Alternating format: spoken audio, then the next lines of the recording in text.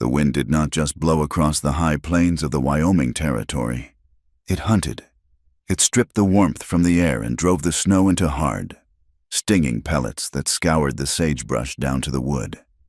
Silas Thorne pulled the collar of his sheepskin coat higher around his ears, though it did little to stop the chill from finding the spaces between his scarf and his jaw. He was miles from the nearest hearth, riding the northern perimeter of his land, a stretch of country that felt less like a ranch and more like a test of endurance. The gray sky hung low, pressing down on the white hills like a heavy wool blanket soaked in river water. It was late afternoon, and the light was already failing, turning the drifts into blue shadows that looked like bruises on the earth. Silas was a man built of the same hard materials as the land. 40 years of life had weathered him, carving lines around his eyes and tightening the skin over his cheekbones. He rode with the easy, slump-shouldered posture of a man who had spent more hours in the saddle than on his own feet. His horse, a roan gelding named Buster, plodded forward with his head down, snorting clouds of steam that vanished instantly in the gale. They were checking for breaks in the drift fence. The storm 2 nights ago had been vicious, a howling thing that could snap a pine tree like a dry twig. If the wire was down, his small herd of Herefords might wander into the canyons and freeze before he could find them. He spotted the irregularity near the dry creek bed known as Dead Man's Cut. It was not a break in the fence. It was a disturbance in the snow. Silas reined the gelding in. He squinted against the biting wind. Wolves left tracks that circled and wove. Cattle plowed straight furrows. This was neither. It was a drag mark. Something heavy had pulled itself through the crust, leaving a smear of disturbed powder that the wind was already trying to erase. He nudged the horse forward, one hand resting instinctively on the stock of the Winchester in his scabbard. The silence of the range was absolute, save for the wind. No birds, no coyotes, just the emptiness. He followed the track down into the cut where the brush grew thick and twisted. The snow was deeper here, drifted high against the bank. Then he saw the color, a dull, lifeless blue that did not belong in nature. Silas swung down from the saddle, his boots crunching loudly. He tied the reins to a scrub oak and waded through the drift. The shape became clear as he approached. It was a person, curled tight into a ball, half buried in the snow. He dropped to one knee, brushing the powder away. It was a woman. She was wearing a man's heavy canvas coat that was 3 sizes too big for her, swallowing her small frame. Beneath it, he saw the hem of a torn dress, the fabric fine and impractical for this country, stiff with frost. Her head was bare, her hair a matted tangle of dark waves plastered to her skull by melted snow. Silas reached out and touched her neck. Her skin was terrifyingly cold, like marble left out in a cellar, but there was a faint, thready pulse beneath his fingertips. She's alive, he thought, the realization hitting him with the force of a physical blow, but barely. He shifted to scoop her up, and the moment his hands closed around her shoulders, she flinched. It was a violent, jerking motion, her body reacting even in its frozen stupor. A small, ragged sound tore from her throat, not quite a scream, but a whimper of pure animal terror. She shrank away from his shadow as if she expected him to strike her. "Easy," Silas said, his voice raspy from disuse. "I am not going to hurt you." She did not answer. Her eyes remained closed, her face gray and slack. He saw the purple swell of a bruise darkening her cheekbone, stark against the pale skin. He ignored the warning bells ringing in the back of his mind. The instinct that told him a woman battered and freezing in the middle of nowhere brought nothing but trouble. He slid his arms under her knees and back, lifting her. She was light, dangerously so, as if the cold had already hollowed her out. The ride back to the ranch house was a race against the dark. Silas held her across his lap, wrapping his own coat around her, trying to share what little body heat he had. The landscape rolled by in an indifferent blur of white hills and black pine. The sky offered no mercy, closing in with the weight of the coming night. His ranch house stood alone in a valley of wind-sculpted drifts. It was a rough-hewn structure of logs and mud chinking, built for survival, not comfort. Smoke whipped from the chimney. a signal of the coals he had banked before leaving that morning. He carried her inside, kicking the door shut against the wind. The sudden silence of the room was jarring. The air smelled of wood smoke, stale coffee, and the oil he used to clean his tack. He laid her on the narrow cot near the potbelly stove, the only bed in the house. He worked quickly, fueled by a grim pragmatism. He built up the fire until the iron stove ticked and groaned with heat. Then he turned to her. She was shivering now, violent tremors that rattled her teeth. The thaw was starting, and with it would come the pain. He needed to get the wet clothes off her. Silas hesitated, his hands hovering over the buttons of the oversized coat. He was a bachelor who had lived alone for 10 years. The intimacy of this felt wrong, an intrusion. But the wet wool was killing her. "Forgive me, ma'am," he muttered to the empty room. He peeled the coat away. Beneath it, the dress was ruined, torn at the shoulder and muddy at the hem. He saw more bruises, dark fingerprints gripping her upper arm, a yellowing mark on her collarbone. Someone had handled her rough. He removed her boots, which were scuffed and thin-soled, wholly unsuited for the range. Then he saw the blood. It had soaked through the heavy stockings on her right leg, drying into a stiff, black crust. Silas cursed softly. He took his knife and carefully slit the stocking, peeling the fabric away from the skin. The wound was ugly. A deep, jagged gash ran along the outside of her thigh, maybe 4 inches long. It looked like she had snagged it on barbed wire or a sharp branch while running in the dark. The edges were angry and red, and the flesh was torn deep. It had bled significantly, and now that the warmth of the room was hitting it, fresh blood was beginning to ooze. He looked at her face. She was still unconscious, her breathing shallow and fast. "I am no doctor," Silas said, wiping his hands on a rag. "But if I leave that, the fever will take you before sunrise." He moved to the stove. He filled a basin with water and set it on the hot iron to boil. He found a clean strip of white cotton from an old flour sack and tore it into bandages. Then he went to the small tin box on the mantel where he kept his mending kit. He took out a needle, a thick, sturdy thing meant for canvas and denim, and a spool of heavy thread. He dropped the needle into the boiling water, watching it rattle against the tin bottom. When he turned back, her eyes were open. They were wide, dark, and filled with a frantic, glassy confusion. She was pushing herself up on her elbows, scrambling backward on the cot, pressing herself against the rough log wall. "No," she rasped. Her voice was a broken whisper. "No, no, no. You are safe," Silas said, keeping his voice low and steady, the way he spoke to a spooked colt. "You are at the Double Bar Ranch. I found you in the snow." She looked around wildly, her chest heaving. Her gaze darted to the door, then to the window. Black with night.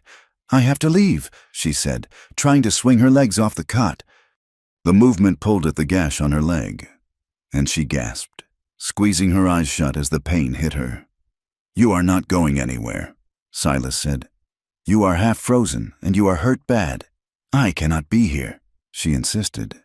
She looked at him then, really looked at him, and her fear spiked. To her, he was just a large, looming shape in the dim light. A man with a scarred hand and a gun belt hanging on the chair. "What is your name?" Silas asked. She clamped her mouth shut. Her jaw trembled. "All right," he said. "No name then, but you have a cut on your leg that needs tending." He walked to the stove and used a pair of tongs to fish the needle out of the boiling water. He set it on a clean cloth. He poured some of the hot water into a bowl and added a splash of whiskey from the bottle on the table to clean it. When he turned back to the cot, holding the needle and thread, the woman went rigid. She stared at the needle in his hand. Her pupils dilated until her eyes were almost entirely black. The sight of the metal seemed to unlock something inside her, a memory so visceral it overrode the pain of the cold. "No," she whispered. Silas stepped closer. "I have to stitch it up. Miss, it is deep." She scrambled back until she hit the wall, trapping herself. Her breathing turned into ragged, hyperventilating gasps. She looked from his face to the needle, her mind clearly not in this cabin anymore, but back in whatever hell she had run from. "Please," she begged. "It will only take a minute." Silas said gently. He reached for her ankle to steady her leg. And then she screamed. It was a raw, terrifying sound that seemed to tear her throat. She kicked out at him, scrambling away, her hands clawing at the blanket. "You want to put it in?" she shrieked. Silas froze. The words hung in the air, vibrating with a horror he did not understand. She was not talking about the needle. He could see it in the way she curled in on herself, protecting her body, her eyes squeezed shut to block out a nightmare. The phrase was specific. It was a plea he was never meant to hear, a desperate beg from a moment of violence. "You want to put it in?" she screamed again, sobbing the words. "Please, not again. I cannot take it. Do not put it in." Silas stood perfectly still. The needle was pinched between his thumb and forefinger. He felt a cold sensation wash over him that had nothing to do with the winter draft. He understood now. The bruises, the town clothes, the terror of men. He lowered his hand slowly, placing the needle and thread on the table behind him. Out of her sight, he kept his palms open and visible. "Miss," he said. She was rocking back and forth, sobbing into her knees. "Look at me," Silas commanded, though he kept his voice soft. She did not look. "I am not him," Silas said. The sobbing hitched. "I am not the man who hurt you," he said. "I am just a rancher with a needle, trying to close a cut so you do not bleed out." "That is all I am putting anywhere." She lifted her head slowly. Her face was wet with tears, her expression shattered. She looked at his hands. They were empty. "I am asking," Silas said, meeting her gaze with a steadiness he did not feel. "I am not taking. If you say no, I will walk out that door and let you be. But you will likely lose that leg." She stared at him, her chest rising and falling in jerky rhythms. The silence stretched out, filled only by the pop of the firewood. She looked at the wound on her leg, then back at his face.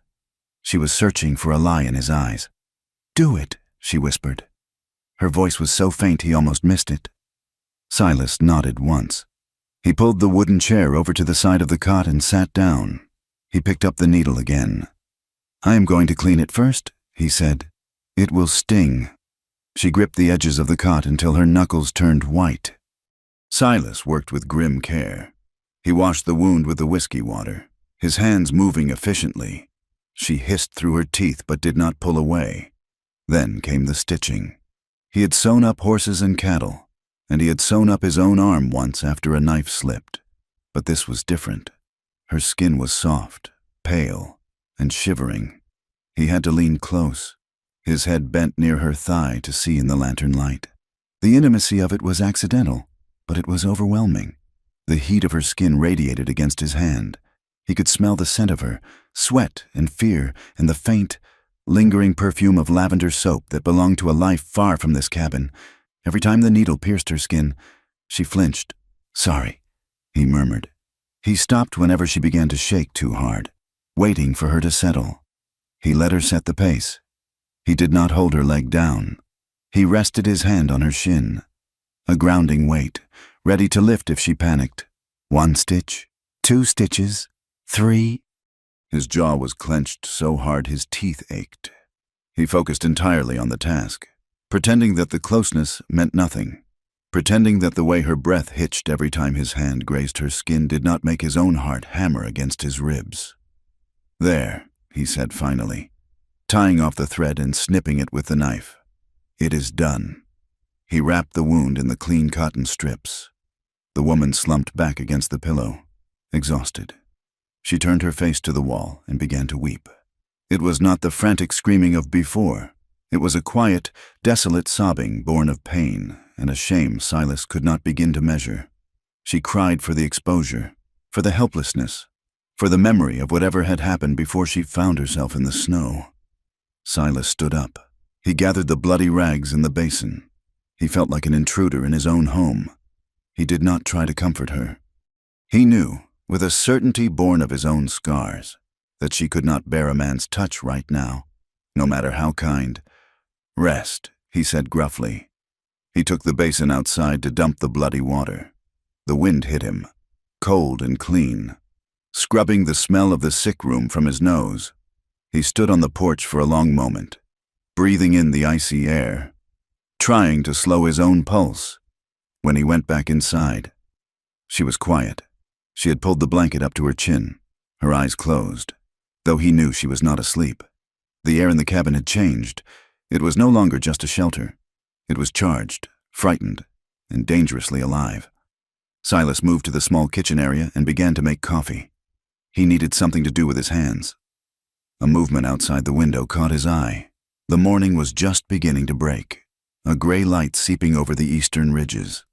A horse and rider were passing along the track that ran past his gate, a public right-of-way that saved travelers 2 miles on the way to town. It was the Miller boy, Toby, a teenager with big ears and a loose tongue. Silas stepped toward the window, intending to wave him on, but he stopped. Toby had slowed his horse. He was staring at the ranch house, through the glass. Silas realized with a jolt what the boy could see. The lantern was still lit. The woman was lying on the cot, her profile clear against the light. Her dark hair spilled over the pillow. The blanket slipped down enough to show the bare shoulder where the dress was torn. Silas cursed and blew out the lantern, plunging the room into gloom. But it was too late. He saw Toby kick his horse into a gallop, tearing off toward the town of Granite Creek. The boy had seen a strange woman in Silas Thorne's bed at dawn, looking disheveled and broken. He did not understand what he had seen, which meant he would make up a story to fill in the blanks. By noon, the saloon and the general store would be buzzing. The woman on the cot stirred. "Did you hear that?" she asked, her voice tight. "Just a neighbor." Silas lied. Was he going to town? Silas hesitated. "Yes," she sat up, ignoring the pain in her leg. "They will come looking for me."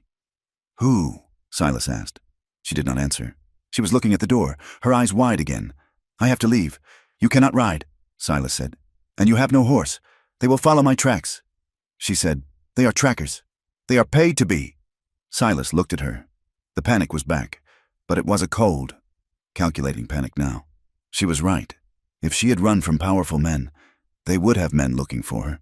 And the snow that had saved her by slowing her bleeding would betray her by holding her trail. He made a decision. "Stay here," he said. He grabbed his rifle and his heavy coat. He went out to the barn and saddled Buster again. He rode back to where he had found her. The wind had covered some of the sign, but the drag marks were still visible in the shelter of the cut. Silas spent the next hour riding back and forth over the trail, driving a small herd of his cattle over the area, churning the snow into a muddy, hoof-marked mess that obliterated any human sign. He created a false trail leading away from his land, toward the rocky breaks to the south where the ground was too hard to hold a print. When he returned to the house, the sun was fully up. He went inside. The woman was sitting exactly where he had left her, clutching the blanket. "I muddied the trail," Silas said, hanging his hat on the peg.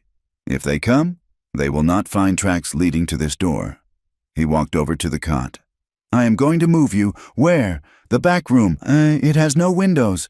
If anyone rides up, you stay quiet. You do not make a sound. Do you understand?" She nodded.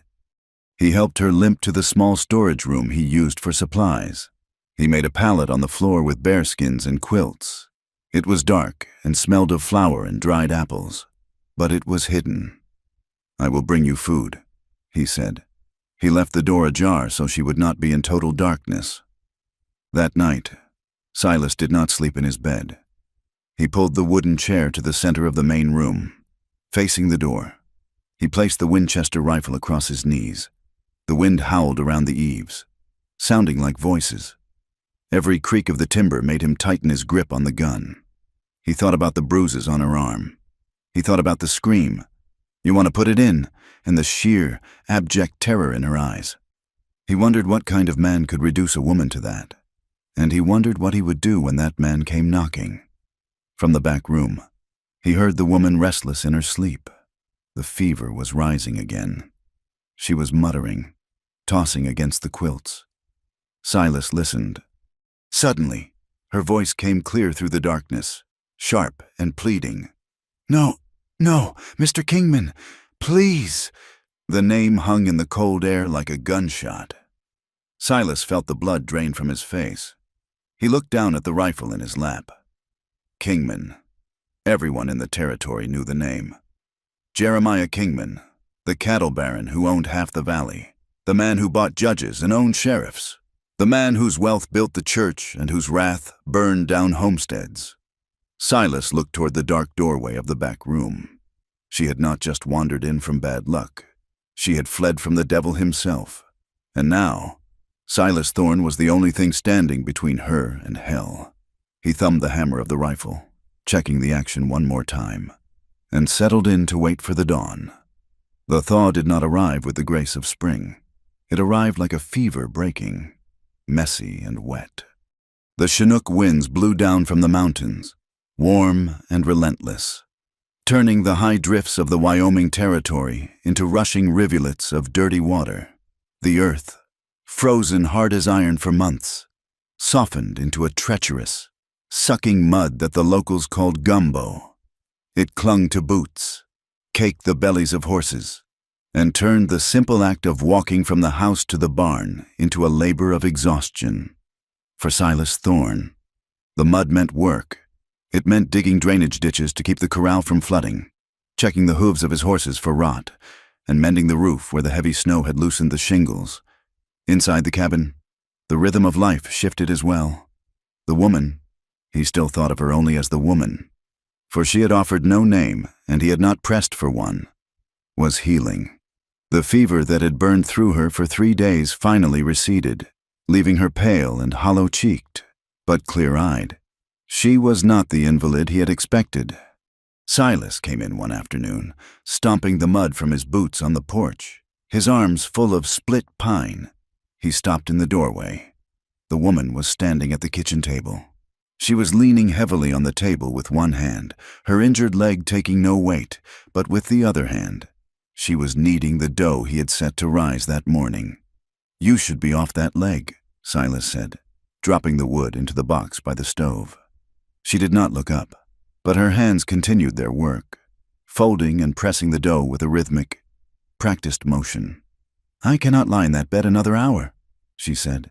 Her voice was stronger now, though it still carried a rough edge from the cold air she had swallowed.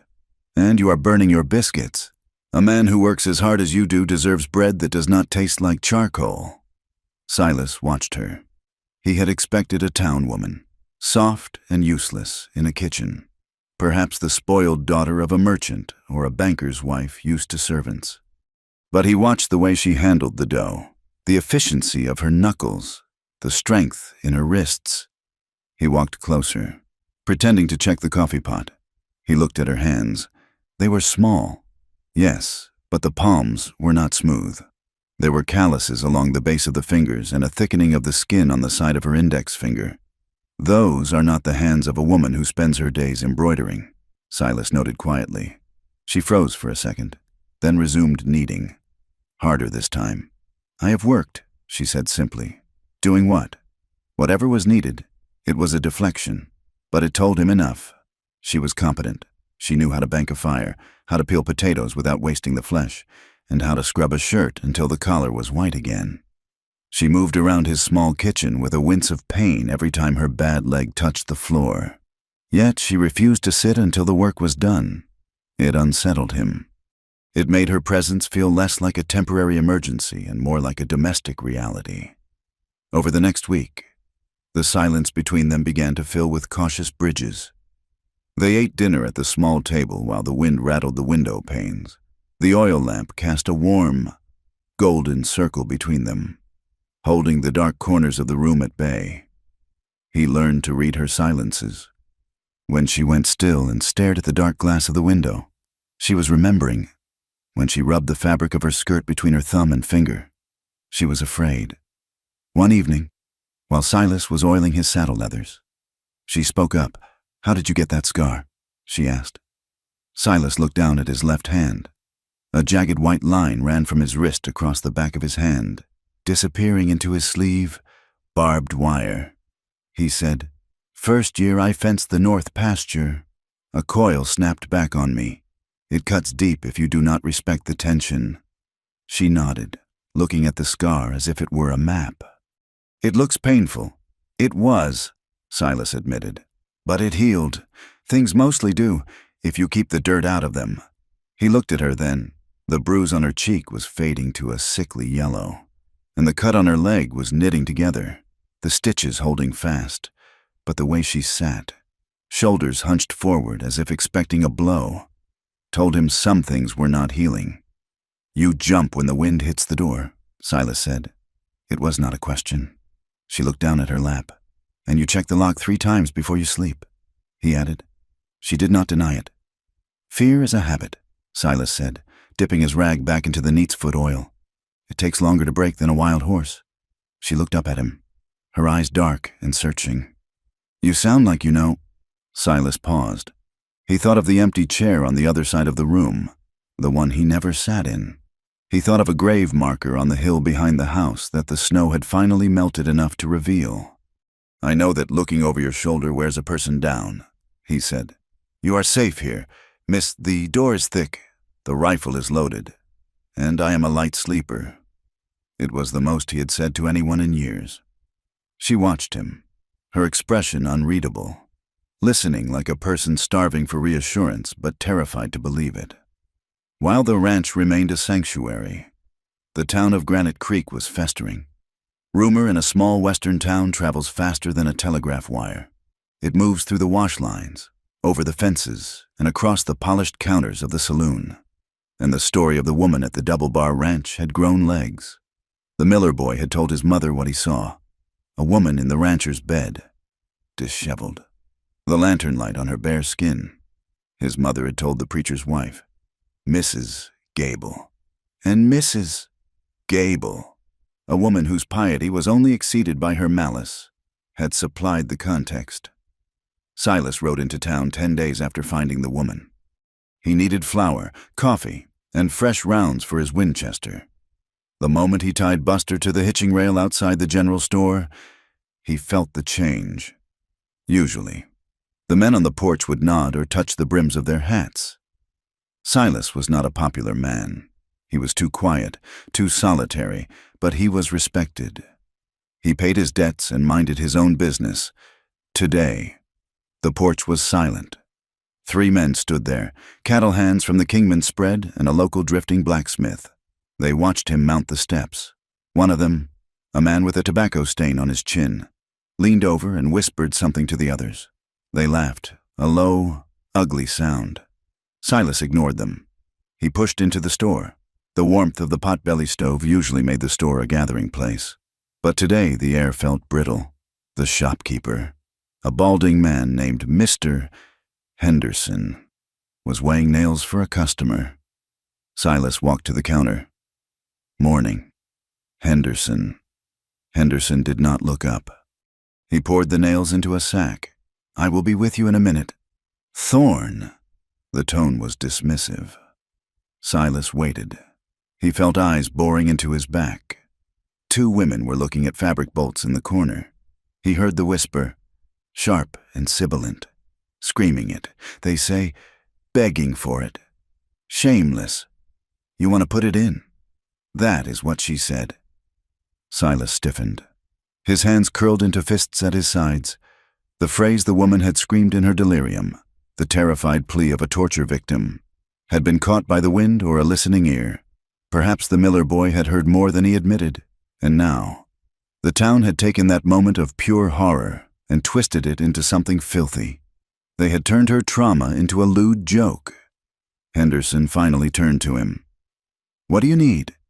50 pounds of flour, 5 pounds of coffee, a box of 4440. Henderson fetched the items, slapping them onto the counter with unnecessary force. "That will be $4. Silas paid. As he gathered his supplies, Henderson leaned in, his voice dropping to a fake, oily concern. "You know, Silas, folks are talking. A man living alone out there, bringing in strays. It does not look good." Silas met the shopkeeper's gaze. His eyes were the color of flint. "I did not know my living arrangements were the town's business." "Henderson, everything is the town's business when it involves decency." Henderson sniffed. Silas picked up his flour sack. If anyone has a question about my decency, they can ride out and ask me to my face. Tell them that." He walked out. The men on the porch went silent again as he passed, but he could feel their sneers like a physical weight. These were men who spent their Saturday nights in the back rooms of the saloons, paying for company. Yet, in the daylight, they stood in judgment of a woman they had never met. He loaded his horse and led it toward the livery to water it. "Well met. Silas." The voice was smooth, friendly. Silas stopped. Sheriff Brady was leaning against a post, thumbs hooked in his gun belt. He was a man with a smile that never quite reached his eyes, which were hard and calculating. "Sheriff," Silas nodded. "Buying supplies for two?" Brady asked, his eyes flicking to the large sack of flour. "A man has to eat," Silas said. "True." Brady stepped off the boardwalk, closing the distance. He lowered his voice. "Heard you had a visitor? A woman." Silas kept his face impassive. "Found a traveler caught in the storm. She was half dead. Is that so?" Brady tilted his head. "Who is she?" "She did not say," Brady chuckled, "but it was dry. A woman with no name. That is unusual. You know, Jeremiah Kingman was asking about a runaway. A servant girl who stole some silver and bolted. You haven't seen a thief out there. Have you, Silas?" Silas felt a cold prickle at the base of his neck. The accusation of theft was the oldest trick in the book to legalize a hunt. "I found a woman freezing in a snowbank," Silas said evenly. "She was not carrying any silver, just frostbite." Brady stared at him for a long moment. The friendly facade slipped. "Just a fraction. Be careful. Silas, Kingman is not a man who likes to lose his property. And this town, well, we like things orderly. We do not like scandals. If you are harboring a criminal, even a pretty one, the law cannot help you." "The law does not seem interested in help," Silas said. "Only in returning property."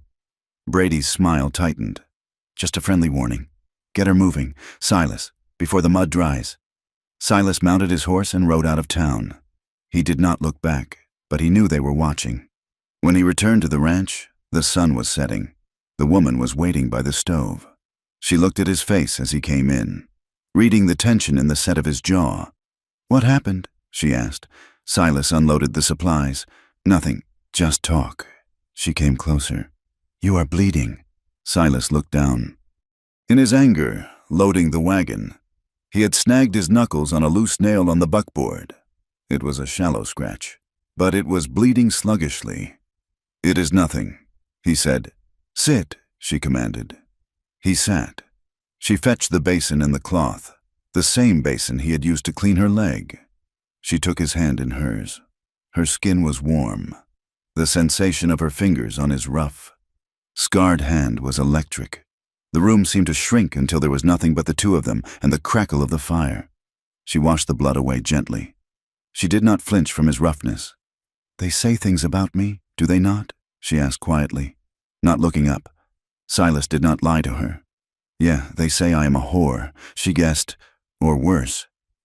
"They say you are a fallen woman," Silas said, "because a boy saw you here, and because people have dirty minds to cover their own dirty souls." She stopped washing. She held his hand, her thumb brushing over his knuckles. "I came from a house that everyone respects," she said. Her voice was barely a whisper.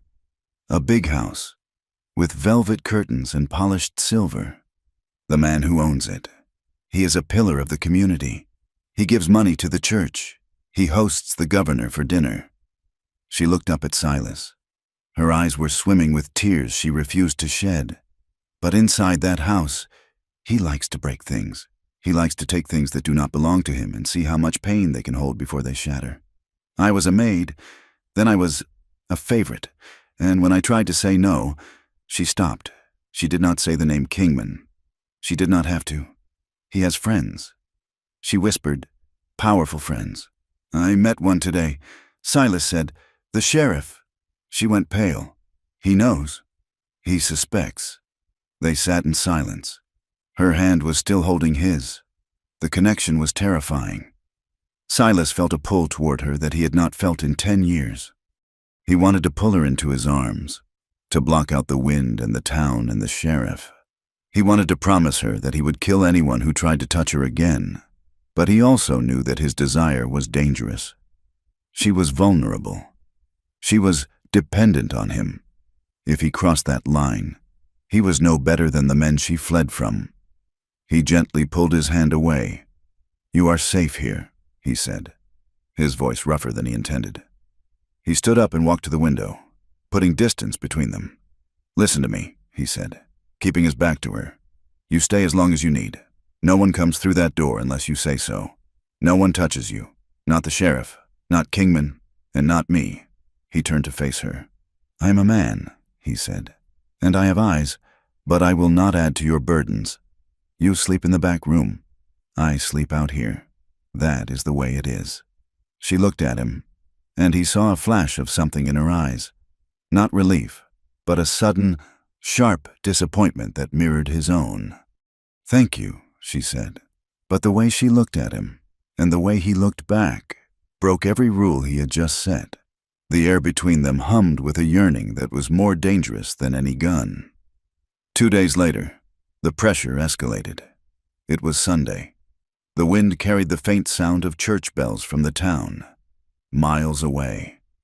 Silas was in the barn when a rider approached. It was Vance, the foreman of the Kingman Ranch, a thick-necked man who rode a horse that cost more than Silas's entire herd. He did not dismount. He rode up to the fence where Silas was working. "Thorne." Vance grunted. "Vance, boss wanted me to deliver a message." Silas waited. "The grazing rights on the north section, the ones you lease from the county? The boss thinks they might need review. Says he's thinking of expanding his herd. Says the county might prefer a tenant who contributes more to the moral fiber of the community." It was a direct threat. Kingman could outbid Silas for the lease easily. Without that grass, Silas's herd would starve. "Tell your boss that my lease is paid through the year," Silas said. Vance smirked. "Contracts can be broken. Thorne, especially when there is a character clause. You might want to think about cleaning house, get rid of the trash, and maybe you keep your land." Vance wheeled his horse and rode off. Silas stood gripping the fence post until the wood groaned. When he went back to the house, the woman, Clara, he had decided to call her in his mind, though he'd never said it aloud, was standing by the window.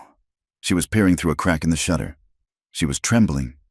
"Who was that?" she asked. "Just a foreman." "No," she said. "Not him. The other one?" "What other one?" "On the ridge." Silas went to the window. He looked up toward the high ground to the east. There, silhouetted against the gray sky, was a solitary rider. He was sitting motionless, watching the house. Silas grabbed his spyglass from the shelf. He focused on the figure. The man was sitting with a distinct, upright posture. He wore a long duster coat and a flat-brimmed hat. He was not a cowboy. He looked like a hunter. "He is a retriever," the woman whispered.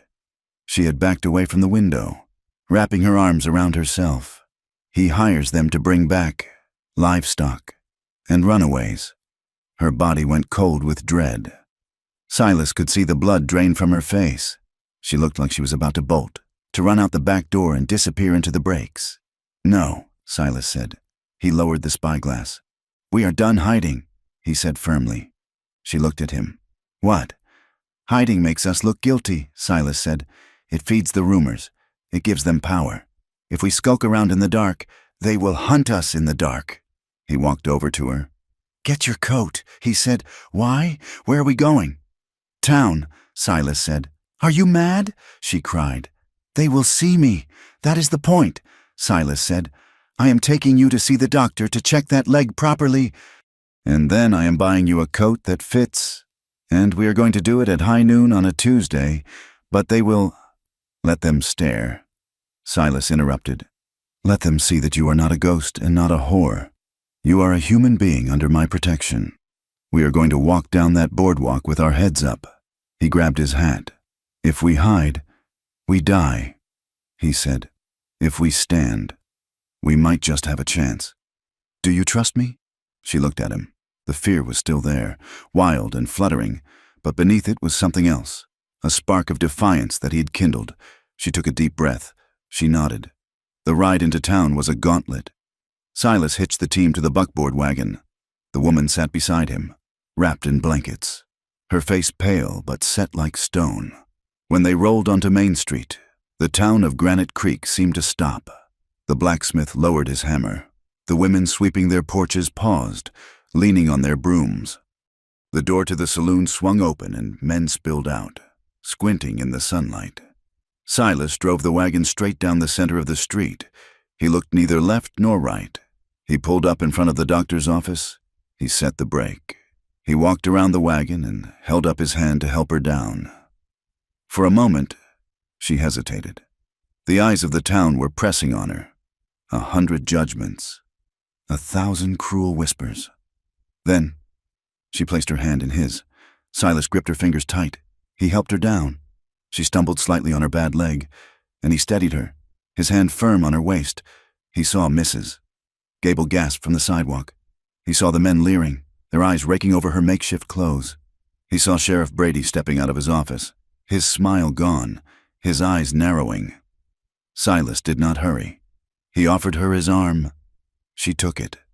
They walked across the boardwalk. The sound of their boots was loud in the silence. "They are looking at us," she whispered, her voice shaking. "Let them look," Silas said loud enough for the nearest gawkers to hear. "It is rude to stare, but we cannot teach manners to hogs." He opened the door to the doctor's office and ushered her inside. As the door clicked shut, cutting off the street, Silas looked through the glass. The town was buzzing now. The hive had been kicked. The outrage was collective and palpable. But as he looked at the sheriff, who was now staring at the wagon with a look of pure venom, Silas knew one thing for certain. He had just declared war. He had taken the woman's side against the town, against the church, and against the cattle baron. There was no going back now. He looked down at the woman. She was leaning against the counter, breathing hard, but her head was high. "You did good," Silas said. She looked at him, and for the first time, a small, genuine smile touched her lips. "We are in trouble, are we not?" she asked. Silas adjusted his gun belt. "Yes, ma'am," he said, "we surely are. Spring arrived not with flowers, but with violence." The snowmelt roared down from the peaks, turning the creek into a brown, frothing torrent that chewed at the banks and threatened the lower pastures. The ground, unable to drink fast enough, turned into a slurrying trap of mud that sucked boots off feet and exhausted the horses within a mile. It was calving season for Silas Thorne. This meant the end of sleep. The heifers were dropping their calves in the cold rain, and if a man was not there to pull a breech or clear a mucus-clogged nose, the investment of a year died in the mud. Clara, she had allowed him to use the name now, though she still flinched when he said it too loudly, worked beside him. She wrapped herself in an old oilskin slicker that smelled of linseed and sweat, wading through the muck with a lantern in one hand and a bundle of clean sacking in the other. One night, the rain was coming down in sheets, cold enough to turn to sleet on the wind. They had been in the calving shed for 6 hours straight. A young heifer was in distress. The calf turned wrong inside her. Silas stripped off his coat and rolled his sleeves to the shoulder.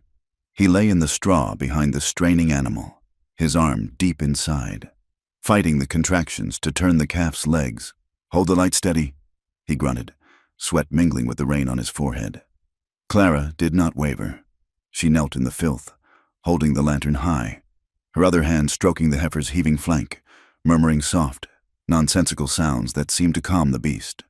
When the calf finally slid out, wet and steaming in the cold air, Silas slumped back against the stall wall, his chest heaving. Clara moved instantly, clearing the calf's mouth, rubbing its ribs with the sacking until it coughed and took its first jagged breath.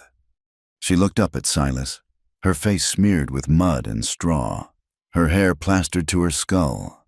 She was exhausted, shivering, and covered in afterbirth, and Silas thought she was the most beautiful thing he had ever seen. They sat there for a long time in the silence of the shed, listening to the mother lick her calf. The adrenaline faded, leaving a heavy, bone-deep weariness that lowered all defenses. You have good hands, Silas said quietly. Clara looked at her hands, stained and shaking. I learned to be useful. It was the only way to avoid notice. Silas wiped his face with a rag. I had a wife once, Sarah. Clara went still. It was the first time he had spoken her name. She died 12 years ago, Silas continued, his voice flat, staring at the lantern flame. It was the fever. It took her and the baby in the same week. I buried them on the ridge behind the house. He looked at Clara. Since then, I have been a ghost. I wake up. I work. I sleep. I do not feel the cold. I do not taste the food. I have been a man half buried, just waiting for the dirt to fill in the rest. He paused, the confession hanging in the damp air. But since you came, the dirt is gone. I feel the cold again. I worry. I feel awake. Clara looked away, her throat working. She picked at a loose thread on the sacking. I was not just a maid. Silas, she whispered. He did not speak. He waited. In that house, in Kingman's house, I was a decoration, a pet. The men who came to dinner, senators, judges, cattlemen, they would look at me while they smoked their cigars. They would touch my arm, my hair, as if I were a piece of velvet upholstery. She hugged her knees to her chest. They called themselves respectable men. They went to church on Sundays, but in that library, with the brandy poured, they were wolves. And the wives knew. They looked at me with such hate, as if I were the one choosing it. As if I were stealing their husbands, when all I wanted was to be invisible. She looked up, her eyes fierce and wet. They made me feel like an object, something to be used and put back on the shelf. That is why I ran. I would rather freeze in a ditch than be a thing on a shelf for one more day. Silas reached out. He did not touch her, but he laid his hand on the straw between them. You are no object here. Clara, you are the one holding the light. The bond forged in the mud of the calving shed followed them into the daylight, but the world outside the ranch was tightening its grip. Silas rode into town a week later for grain. The reception was colder than the winter wind. At the feed store, the price of oats had jumped. $2 a sack, the clerk said, not meeting Silas's eyes. It was $1 last month, Silas noted. Shortage, the clerk mumbled. Take it or leave it. Thorn. Silas paid. His jaw tight. He knew there was no shortage. He went to the saloon for a meal, a rare indulgence he usually allowed himself. The bartender, a man Silas had known for 10 years, placed a glass of water on the bar but no menu. Kitchen is closed, the bartender said, wiping a spot that wasn't dirty. It is noon, Silas said. Closed to you. Silas. The bartender leaned in. Look, I do not want trouble, but the boys from the Kingman spread. They drink here. They spend money here. They said if I serve the man who harbors the woman, then they take their business to the next county. Silas looked at the man. I understand. Money talks louder than friendship.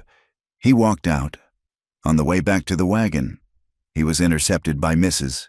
Gable and 2 other women from the church auxiliary. They blocked his path on the boardwalk, their skirts rustling like dry leaves. Mr. Thorne. Mrs. Gable said, her voice dripping with a sugary poison. We prepared a charity basket for your guest. She held out a basket covered with a gingham cloth. Silas took it.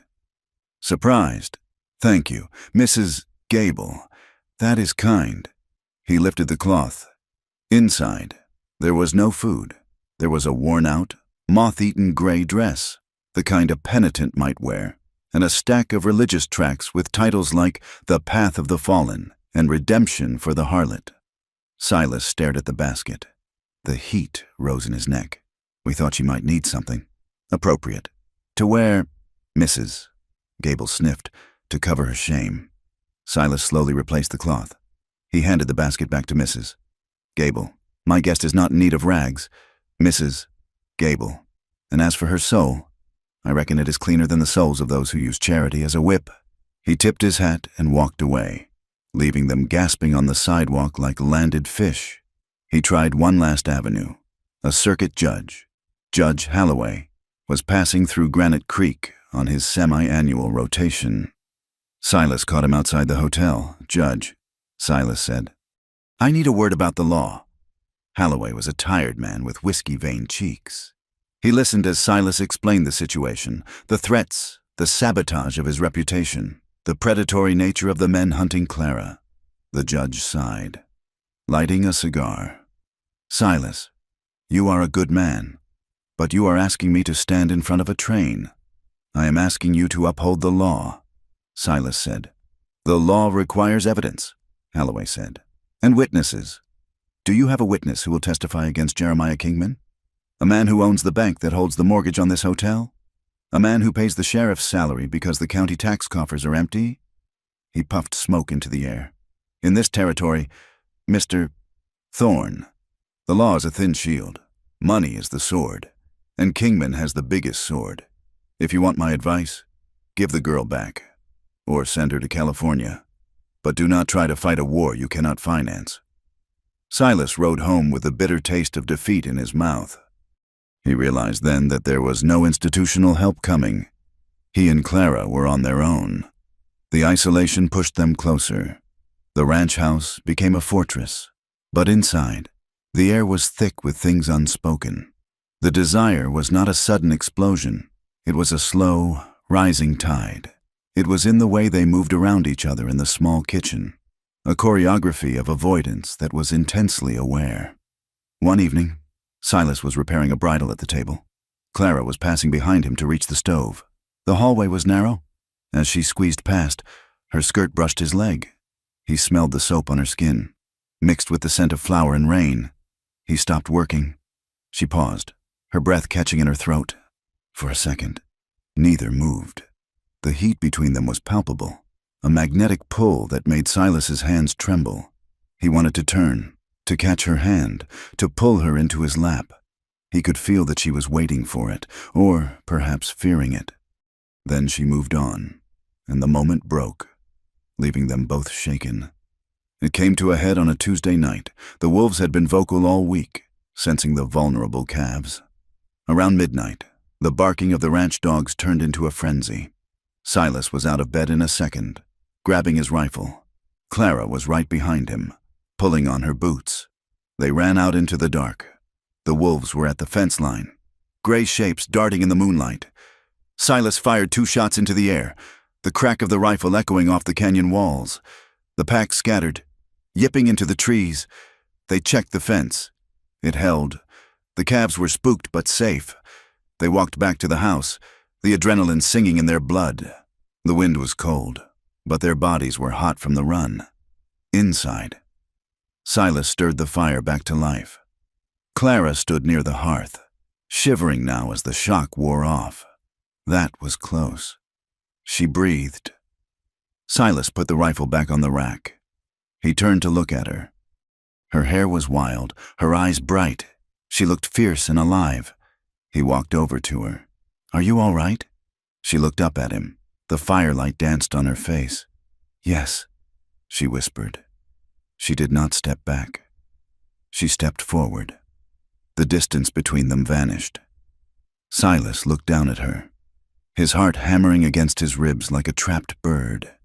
She tilted her head back, her lips parting slightly. Her eyes searched his, wide and vulnerable. She leaned in. Her hands came up, hovering near his chest, then touching the rough wool of his shirt. It was an offer. It was a surrender. And Silas saw the tremble in her lower lip. He saw the shadow of fear behind the desire, the ingrained belief that she had to give something to be allowed to stay. He froze. Every instinct in his body screamed at him to take her, to kiss her, to lose himself in the warmth she was offering. But he saw the ghost of the man she ran from standing between them. He reached up and gently took her wrists. He pulled her hands away from his chest. "Clara," he said, his voice rough as gravel. She stopped. Her face crumbled slightly, confusion and shame rushing in. Am I not?" she stammered. Silas stepped back, putting a foot of cold air between them. It felt like tearing his own skin off. "No," he said firmly. "Do not do that." She wrapped her arms around herself, shrinking away. "I'm sorry. I thought I thought you wanted— I do, Silas said. The truth tore out of him. I want you more than I have wanted anything in 10 years. She looked at him, stunned. But not like this, Silas said. You think this is the price? You think because I feed you and fight for you, you owe me this? He shook his head. You do not pay for safety here. Clara, not with your body, not with anything. You are safe because you are a human being, not because you are useful to me in the dark. Clara stared at him.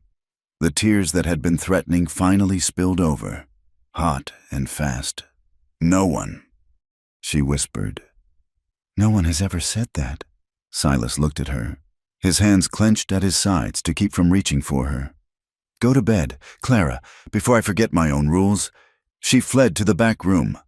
Silas sat by the fire until dawn, staring at the flames, aching in every part of his body, but knowing he had done the only thing that could save them both. The war arrived 2 days later in the form of a buggy. 2 men drove up the track. They were not cowboys. They wore town suits and bowler hats, but their eyes were dead, like the eyes of sharks. They moved with the casual arrogance of men who carried authority in their pockets. Silas met them on the porch, his rifle in the crook of his arm. Gentlemen, Silas said, you are lost? The driver, a man with a thin mustache, smiled. Mr. Thorne, I am Mr. Paddock. This is Mr. Graves. We represent the Kingman estate. I have no business with the estate. Silas said. We have a warrant, Paddock said, pulling a folded paper from his coat. Signed by Sheriff Brady. It authorizes the retrieval of stolen property, specifically a silver tea service and a diamond brooch, believed to be in the possession of a former domestic servant named Clara. We know she is here, Graves added, his voice like dry leaves. She has nothing of yours, Silas said. Then you won't mind us searching the premises, Paddock said, stepping toward the stairs, and taking the girl into custody for questioning. Silas shifted the rifle. The barrel did not point at them, but it was no longer pointing at the ground. You are not stepping on this porch, Silas said. Paddock stopped. You are threatening officers of the court. I am telling trespassers to leave. Silas said. That paper is worth less than the ink on it. There is no stolen silver. This is a kidnapping dressed up as law. Graves opened his coat, revealing a heavy pistol in a shoulder holster. Careful. Rancher. You are one man. We can burn this coop down around your ears and take her from the ashes. Silas cocked the hammer of the Winchester. The sound was loud in the quiet afternoon. You might, Silas said, but you will be the first to burn. The standoff stretched. A thin wire pulled to the breaking point. Paddock looked at Silas's eyes. He saw a man who had already buried everything he loved and had nothing left to lose. Paddock scoffed, folding the paper. Have it your way, Thorne, but you cannot stay awake forever. And the law has a long reach. They climbed back into the buggy and reversed, driving away slowly, their eyes fixed on the house. Clara came out from the back room. She was white as a sheet. They will come back, she said. Silas watched the buggy disappear. Yes, that night, the violence shifted from threats to action. Silas patrolled the perimeter until midnight, then dozed in the chair by the door. He was woken by a sound that no rancher ever wants to hear, the scream of a horse in pain. He burst out the door, running toward the barn. The door was swinging open. Inside, the air smelled of coal oil. They hadn't lit the fire. Perhaps the damp wood refused to catch, but they had done damage. Silas's tack, his saddles, his bridles, the tools of his trade, had been slashed to ribbons. Leather hung in strips. The grain bins had been overturned. The feed mixed with kerosene to poison it, and in the center of the aisle lay one of his prize calves. Its throat had been cut, carved into the wooden post above the dead animal. Crude and deep were words, whore's price. Silas stood there, the lantern shaking in his hand. The rage that filled him was black and bottomless. They were killing innocent things just to hurt him, just to get to her. He felt a presence behind him. Clara stood in the barn door. She saw the slashed saddles. She saw the calf. She saw the words on the post. She did not scream. She did not cry. She went very still. Silas turned to her. "Go back to the house." She looked at the calf. "It is because of me," she said dulls. "It is because they are evil men," Silas said. "It is because I am here," she corrected. "They will destroy you. Silas, they will kill your stock. They will burn your roof. They will kill you." Silas walked over to her. "We will fight them. You cannot fight a fire with bare hands," she said. She turned and walked back to the house. Silas spent the rest of the night cleaning the barn, his heart heavy with a sense of impending doom. When he returned to the house at dawn, the kitchen was neat, the coffee was made, but the silence was different. He went to the back room. The door was open. The pallet was made up perfectly. Her few things were gone. On the pillow was a piece of brown wrapping paper. Silas picked it up. Her handwriting was elegant, a relic of the education she was never meant to use. "I will not be the fire that burns you down. Forgive me." Silas crumpled the paper in his fist. He looked out the window at the vast, empty range. She had run. She had gone back out into the wolves and the wind to save him. Silas Thorne grabbed his coat. He grabbed his rifle. He did not care about the ranch. He did not care about the cattle. He went to the barn and saddled Buster. He was not going to let her die. Not for him. Not for anyone. The dawn broke gray and silent, a bruised light bleeding over the eastern ridges. The ranch house was still, but the silence was wrong. It was not the peaceful quiet of sleep. It was the hollow, echoing emptiness of a place abandoned. Silas Thorne stood in the doorway of the back room, the piece of brown wrapping paper crushed in his fist. The room was cold. The pallet was smooth. She was gone. He did not waste time cursing. He moved with a mechanical, terrifying efficiency. He checked the load in his Winchester. He filled a canteen. He grabbed a handful of dried beef and shoved it into his pocket. Outside, the wind had died down, leaving the world suspended in a damp, freezing stillness. The mud in the yard was semi-frozen, holding the crisp edges of footprints like a plaster cast. He found her trail leading west, away from the road, toward the broken country where the foothills rose into the jagged spine of the mountains. It was a foolish route. The terrain there was unforgiving, a maze of shale slides, thorny mesquite, and box canyons that could trap a traveler until they starved. But it was the only route that offered cover from eyes on the main road. Silas mounted Buster and set off. The land she had walked into was deceptive. From the porch, the mountains looked like a painted backdrop, close enough to touch.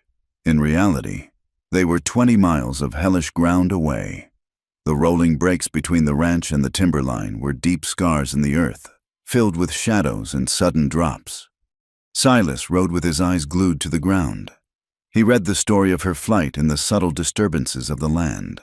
Here, a boot heel had slipped on a mossy rock, leaving a scrape of fresh gray stone. There, a branch of sagebrush was snapped, the inner wood still green and moist.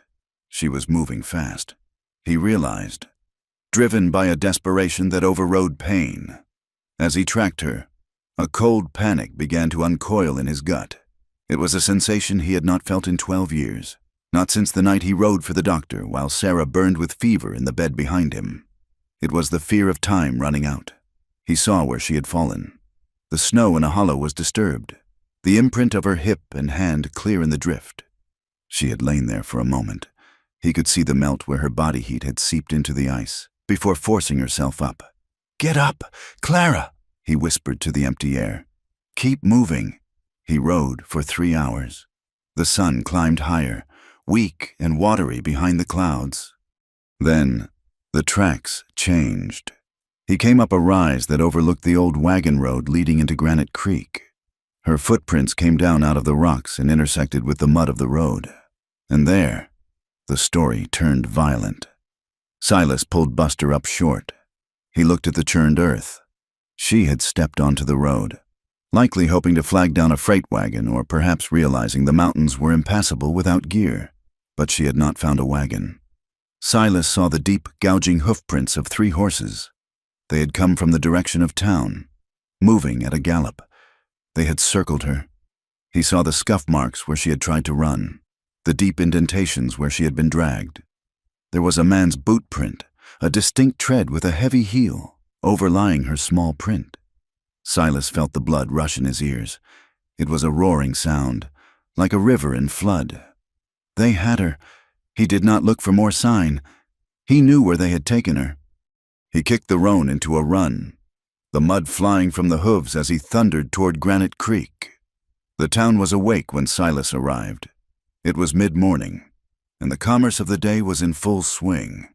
But as Silas rode down the main street, the activity seemed to stutter and stall. People stopped on the boardwalks. Faces appeared in windows. They watched the rancher ride past, and for once, there were no sneers. There was only a wary, hush-toned curiosity. They saw the rifle in his scabbard. They saw the look on his face, a look that promised ruin. Silas rode straight to the sheriff's office. He did not tie his horse. He swung down, leaving the reins trailing in the mud, and threw the door open. The office was warm, smelling of stale tobacco and coal smoke. Sheriff Brady was sitting at his desk, cleaning his fingernails with a penknife. Two deputies, Hayes and a new man Silas did not recognize, were leaning against the wall, drinking coffee. "Where is she?" Silas asked. His voice was low, devoid of inflection. Brady did not look up immediately. He finished cleaning his thumbnail, then folded the knife and placed it in his vest pocket. "Morning. Silas, you look like you rode hard. Where is she? Brady." "She is in custody," Brady said calmly. "For her own protection, you understand. We found her wandering the road, distressed, a woman in her condition. She was a danger to herself." Silas took a step forward.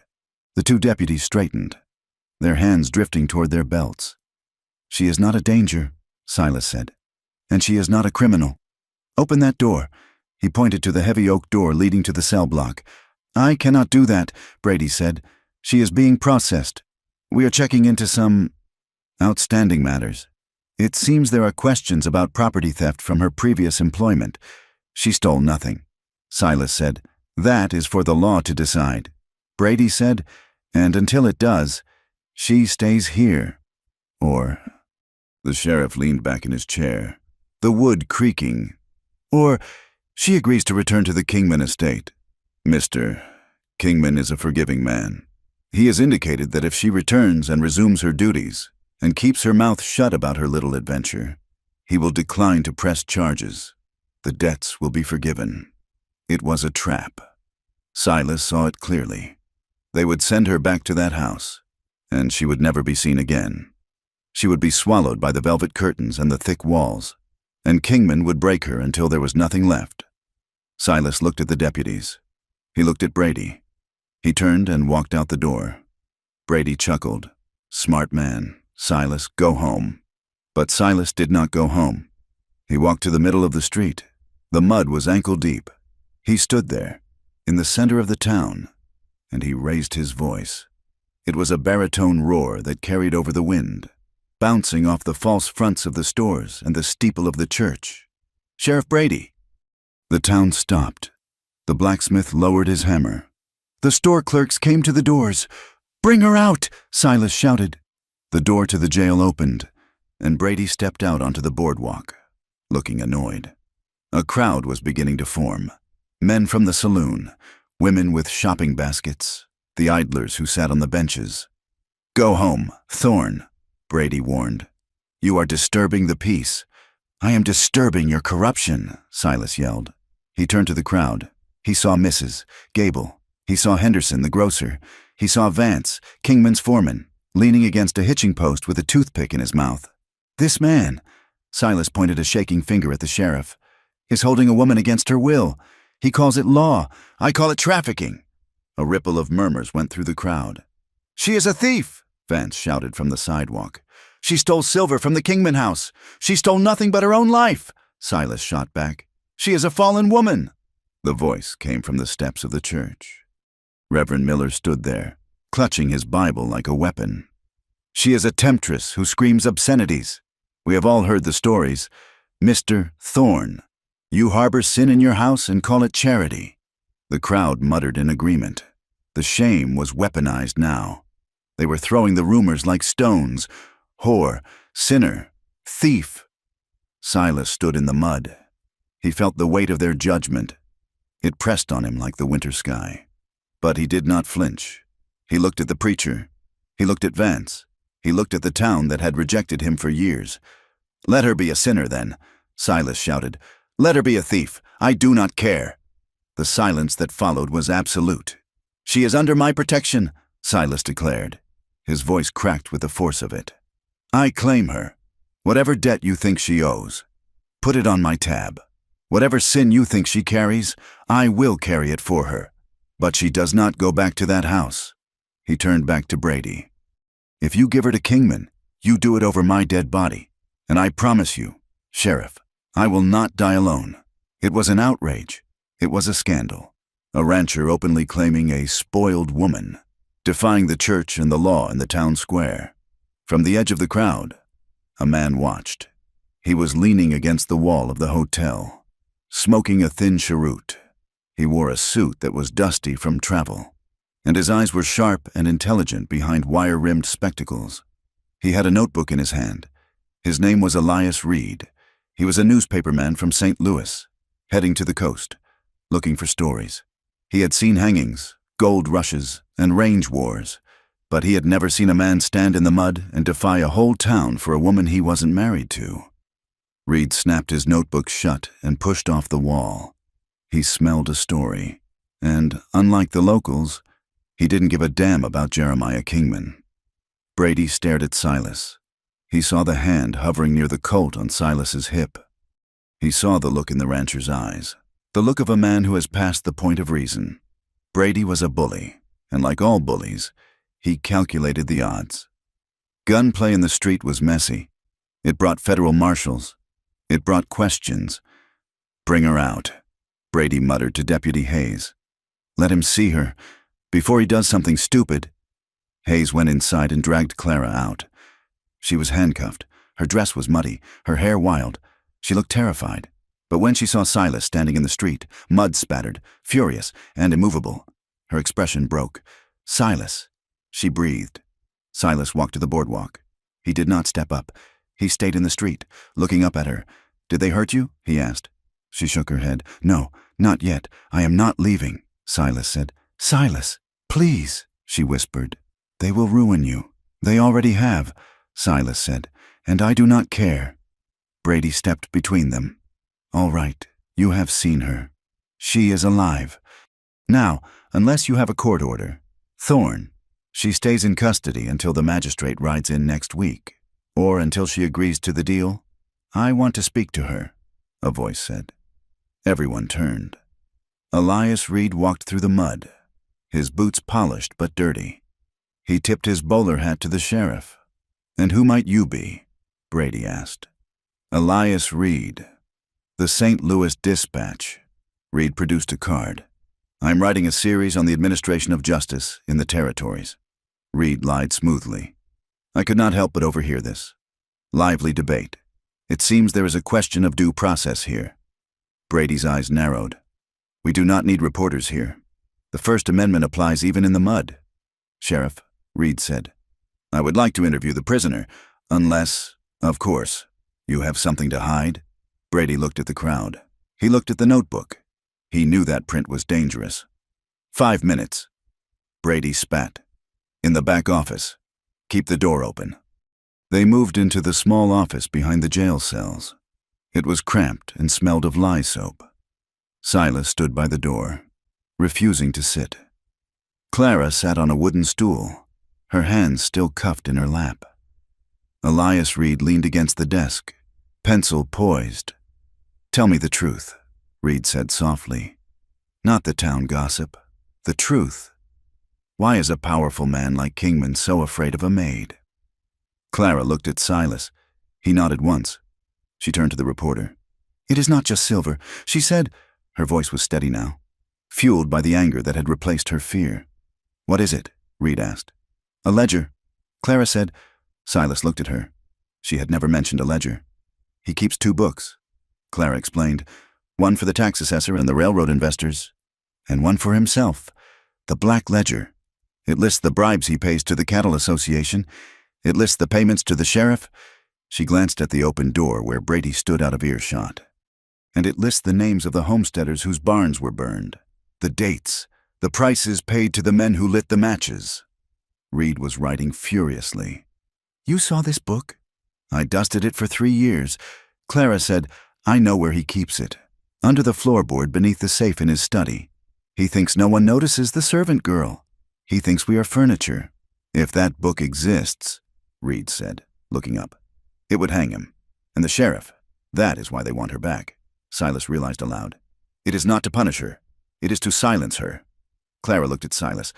I wanted to run to protect you, but if I run, they win. Reed closed his notebook. Miss, if you can describe that book, dates, names, anything specific, I can telegraph the details to a federal marshal in Denver. I can bypass the local circuit, but we need time. We do not have time, Silas said. The sheriff will hand her over tonight as soon as the town goes to sleep. Then we make it impossible for him, Reed said. We make so much noise he doesn't dare. Reed went out to the front room to distract the sheriff with bureaucratic questions. Silas and Clara were left alone for a moment in the small back room. The air was thick with the dust of the fight. Silas moved toward her. He reached out and touched the iron cuffs on her wrists. I am sorry, he said. I should have been faster. Clara stood up. She took a step toward him. She pressed her forehead against his chest. She did not cry. She simply breathed. She inhaled the scent of him. Tobacco, wet wool, horse, and the sharp, metallic smell of the gun oil. It was the smell of safety. Silas stood rigid. His hands hovered in the air near her shoulders. He wanted to wrap his arms around her, to crush her to him, to bury his face in her hair. But he remembered his promise. No one touches you. He did not claim what she did not explicitly offer. He let her take what she needed. Why? She whispered into his coat. Silas looked over her head at the barred window.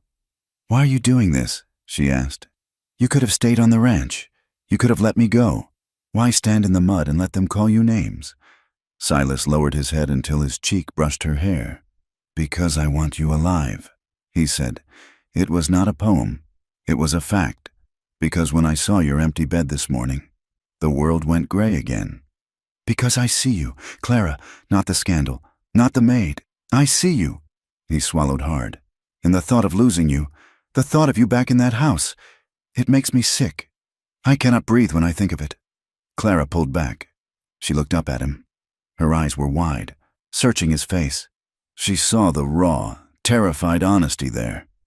Silas, she said softly. Before she could say more, the door banged open. Sheriff Brady filled the frame. Time is up, Brady growled. He grabbed Clara's arm. Silas's hand shot out and gripped the sheriff's wrist. Careful, Brady, Silas said. Brady yanked Clara back. Get out, Thorne, before I throw you in the next cell. Silas was forced out into the street. Reed followed him. The sun was setting now. The town was quiet, but it was a tense, watching quiet. Vance, the foreman, walked up to Silas. He was flanked by 2 ranch hands. Thorne, Vance said. Silas turned. His hand rested on his gun. The boss has an offer, Vance said. He is a reasonable man. He knows you are. Emotional. State it, Silas said. Walk away. Vance said, go back to your ranch. Forget the girl. If you do, the lease on the north pasture is renewed for 10 years. Dirt cheap. And the sheriff forgets about the scene you caused today. And if I don't, Vance shrugged, then the lease is canceled tomorrow. Your water rights will be challenged in court, and the sheriff will charge you with harboring a fugitive and obstructing justice. You will lose the land, the herd, and the house. You will be a pauper. Silas, breaking rocks in the county prison. Vance smiled. Is she worth it? A used-up girl? Is she worth your grandfather's land? Silas looked at the ranch house in his mind. He saw the work of 40 years. He saw the grave of his wife on the hill. Then he saw Clara in the calving shed, holding the lantern. He saw her kneading dough with bruised hands. He saw the way she had pressed her forehead to his chest. Silas looked at Vance. Get off my path. Vance! Vance's smile vanished. You are making a mistake. Silas stepped closer, until he was nose to nose with the foreman. You tell Kingman that I am not selling, and tell him that if he wants her, he has to come through me, and tell him to bring more men. He shouldered past Vance and walked toward the livery stable. Reed caught up to him. That was brave, Reed said, or foolish. Silas tightened the cinch on his saddle. She knows about the ledger. Silas said, that is the key. Reed nodded. Yes, but getting that ledger, that is a suicide mission. Silas swung into the saddle. He looked down at the newspaperman. It is not suicide. Mr. Reed, it is war. He rode out of town, not toward his ranch, but toward the high ridge that overlooked the valley. He needed to watch. He needed to plan. Love. He realized, as the cold wind hit his face, was not the soft thing the poets wrote about. It was not flowers and whispers. Love was a drawn gun. Love was a line in the mud. Love was looking at the destruction of your entire life and choosing it, because the alternative was a world without her. He settled in to wait for the dark. The summer arrived like a hammer blow. The gentle green of spring was scorched away by a relentless sun that hung in a cloudless, iron blue sky. The wind shifted, blowing hot and dry from the south, carrying the taste of dust and sage. The creek that fed the Double Bar Ranch began to fail. It was not just the drought. It was theft. Upstream, on the vast Kingman holding, men were diverting the flow, damming the water to soak their own hay meadows while the downstream ranches withered. Silas Thorne watched his grass turn brittle and yellow. He spent his days in the saddle, moving his shrinking herd to the high timber where the springs still wept a little water from the earth. Clara rode with him. She wore a split riding skirt Silas had cut down from an old pair of trousers and a wide-brimmed hat that shadowed her face. She was no longer the pale invalid who had fainted in the snow. The sun had browned her skin, and the hard labor had put muscle on her frame. She rode with a grim determination, her eyes constantly scanning the horizon, not for cattle, but for riders. They were under siege. The town of Granite Creek had turned its back on them completely. Merchants demanded cash up front. The blacksmith claimed he was too busy to shoe Silas's horses. When they rode past the church, heads turned away, and doors were shut with pointed firmness. But they had a weapon. Elias Reed, the newspaperman, had not left. He had set up a temporary office in the back of the livery stable, ignoring the sheriff's glares. He was digging. One evening, Reed rode out to the ranch. He looked out of place in his dusty city suit, wiping sweat from his spectacles. I found him, Reed said, accepting a tin cup of lukewarm water. Found who? Silas asked. The man who knows about the fire at the Melodic Homestead 3 years ago, Reed said. His name is Jim Calloway. He used to ride for Kingman. He was fired for drinking, but he saw who lit the match. Will he talk? Clara asked. She was standing by the stove, her hand resting on the back of Silas's chair. He is scared, Reed admitted, but he is more angry than scared. Kingman withheld his wages. I bought him a bottle and promised him protection. He signed a statement. Reed pulled a folded paper from his pocket. This ties Kingman's foreman, Vance, to the arson, Reed said. And if Vance did it, he did it on orders. It is a start. We just need the ledger to close the noose. Silas looked at the paper. It felt light, but it carried the weight of a death sentence if Kingman found out. We need to get this to the federal marshal in Denver, Silas said. Reed nodded. Judge Holloway is riding the circuit.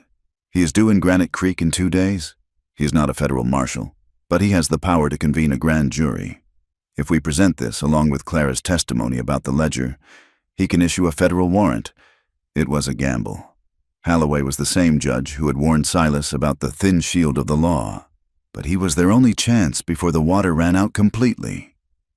The next day, they went to town to file the motion for a hearing. The heat in town was suffocating. Dust hung in the air, coating the boardwalks. Silas went to the courthouse with Reed. Clara waited at the general store to buy supplies. It was a risk, but she refused to hide in the wagon. Inside the store, the air was cool and smelled of spices and dry goods. Misses. Gable and 2 other women from the church were there, inspecting bolts of calico. When Clara walked in, the conversation died instantly. Mrs. Gable turned, her face pinching into a mask of righteous disapproval. "I'm surprised you show your face here," she said, her voice loud enough to carry to the street. "After the shame you have brought to this valley." Clara stopped. She placed her basket on the counter. She looked at the women. For months, she had looked down. She had hidden. She had let Silas speak for her. Today, she was tired. "My face is not the one that should be hidden," Clara said evenly. "Mrs." Gable gasped. "You speak to me? You, who lives in sin with a man not your husband? You, who ran from a decent Christian home?" "Decent?" Clara asked. She took a step forward. The women shrank back, clutching their skirts as if Clara's touch might stain them. "Is it decent to beat a woman until she bleeds?" Clara asked, her voice rising. "Is it decent to lock her in a room and use her like a rag?" She looked at Mrs. Gable. "You know," she said, "you all know. You see the bruises on the maids. You hear the stories, but you pretend it is piety to look away. You trade your silence for your husband's credit at the bank." "How dare you, Mrs. Gable sputtered. "I survived," Clara said. "I crawled through the snow to save my own life. If you were in that house, Mrs. Gable, if the door was locked and the footsteps were coming down the hall, would you have been strong enough to run? Or would you have stayed and let him kill your soul just to keep your reputation clean?" The store was deadly silent. Mrs. Gable opened her mouth, but no sound came out. She looked at Clara, and for a second, the certainty in her eyes wavered. She saw not a whore, but a woman standing tall in the wreckage of a life they had helped destroy. Clara picked up her basket. "I buy my flour with coin, same as you," she said to the stunned shopkeeper. "Weigh it." That night, back at the ranch, the tension that had been coiling tight for months finally snapped, not into violence, but into something else. The heat had not broken with the sunset. The cabin was sweltering. Silas stood on the porch, watching the dark ridgeline, the rifle leaning against the rail. Clara came out. She was wearing her nightdress, a simple white cotton shift, her hair loose down her back. "They will not come tonight," she said softly. "They know the judge is in town. They will wait." Silas turned to look at her. The moonlight washed out the colors, turning the world to silver and shadow. She looked ethereal, but her eyes were dark and solid. "You were brave today," Silas said. "Reed told me what you said to the hens." "I am done being afraid of them," Clara said. She moved closer to him. The air between them was heavy, charged with the summer heat and the adrenaline of the fight. "Silas," she said. He looked at her. He saw the pulse beating in her throat. "We might lose this," she said. "The judge might rule against us. Vance might burn us out. I won't let that happen," Silas vowed. "You cannot promise that," she said. "You can fight, but you cannot control the world." She reached out and took his hand. His palm was rough, calloused from 40 years of rope and wire. Her skin was soft, but strong. "If this is all we have," she whispered, "if this is the only time, I do not want to spend it standing on opposite sides of a room." Silas felt his breath hitch. He looked at her, really looked at her, stripping away the layers of duty and protection. He saw the woman who had stitched up his hand, the woman who had pulled the calf in the mud, the woman who made him feel alive for the first time since Sarah died. "Are you sure?" he asked, his voice rough. "I am not asking for payment." "Silas," she said, echoing his own words from months ago. "I am choosing." She stepped into him. Silas dropped the pretext of distance. He wrapped his arms around her, pulling her against his chest. It was not a collision. It was a homecoming. He kissed her. It was a desperate, hungry thing, tasting of salt and dust. They moved inside, away from the open grandeur of the night, seeking the shadows of the room that had been his solitary confinement and was now their sanctuary. There was no shame in it. There was no hesitation. In the dark, with the rifle by the bed and the world against them, They held on to each other with a trembling honesty. It was an act of defiance. It was an assertion that they were alive, that they belonged to themselves and to each other, and that no judge or cattle baron could take this moment away. The consequences of their defiance arrived with the morning sun. Silas was in the corral when he smelled the smoke. It was not the wood smoke of a chimney. It was the acrid, oily smell of burning hay. He spun around. A column of black smoke was rising from the stackyard, a quarter-mile from the house where he stored his winter feed. "Fire!" he shouted. Clara ran from the house, grabbing wet sacks. They raced toward the stackyard. As they ran, Silas saw the cause. A glass kerosene bottle lay shattered near the fence. The hay was a wall of flame, roaring in the dry wind. If it spread to the barn, they would lose everything. "Get the horses out," Silas yelled. He charged the fire, beating at the edges with the wet sack, choking on the smoke. The heat was blistering, stinging his eyebrows. Then the ground shook. Through the smoke, Silas saw a nightmare. His herd, spooked by the fire and likely driven by riders he couldn't see in the haze, was stampeding. 50 head of cattle were thundering down the draw, heading straight for the garden and the house. "Clara!" Silas screamed. Clara was near the garden fence. She froze. The noise was deafening, a rolling thunder of hooves. She looked at the oncoming wall of muscle and horn. The trauma of the past, the feeling of being trapped, slammed into her. Her breath seized. She could not move. The panic held her rooted to the spot. Silas abandoned the fire. He sprinted, throwing himself over the garden fence. He tackled Clara, driving her to the ground and rolling them both under the heavy timber of the bottom rail, just as the herd smashed through the upper fence. Dust and hooves filled the world. The ground hammered against their bodies. Silas covered her with his own body, shielding her head with his arms, whispering a steady stream of curses and prayers into her ear. "Stay down. I have got you. Breathe. Just breathe."